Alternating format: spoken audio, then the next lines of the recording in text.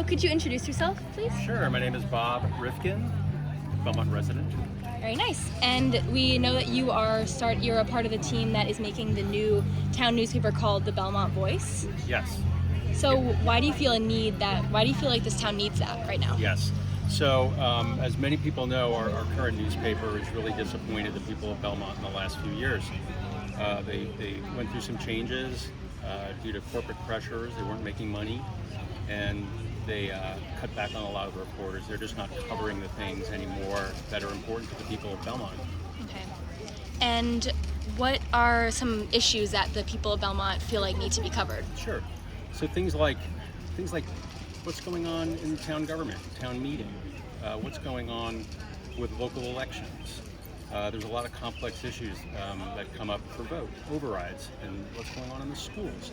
So the last couple of years, if you picked up the Citizen Herald, you're more likely to learn about a restaurant opening in Hingham or something like that. There's no information about the local government, elections or important things that are going on. Yeah.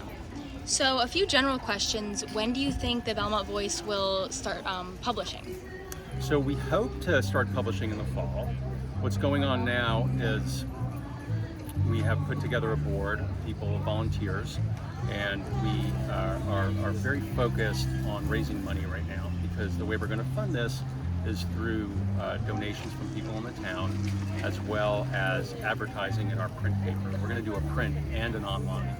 So the hope is that we can raise enough money in donations in the near term, and then we can use that to start hiring the people we need. We're going to need an editor. We're going to need journalists. We're going to need writers to write about those other things going on in town aside from government. So we're going to need a lot of support from people in town, both for their funding, and we're probably going to use some volunteers to write up some of the articles too. So will this be accessible to the residents of Belmont? Will it cost anything to read? Yeah, so that's the great thing. We're going to look to do this, put this in everybody's home for free. And there are about 10,000 homes in Belmont. And the idea is that by doing a print weekly for free into everybody's home, we can then attract advertisers who will advertise in the paper alongside the content.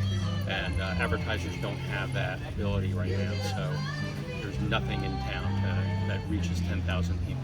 That's going to be part of the way that we'll be able to fund this as well, advertising revenues. And final question, what excites you most about this project? There's a lot of things that excite me about this project.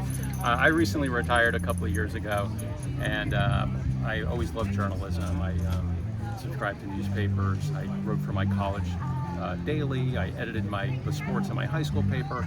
Always been interested in newspapers. The great thing about this for me, though, is surprisingly, in talking to people around Belmont, it's clear to me how many people want this. And I've met so many interesting people in the last 4 months or so. That's all I've been working on it for. And so it's been a lot of fun. Thank you very much. Thank you. Thanks, you guys.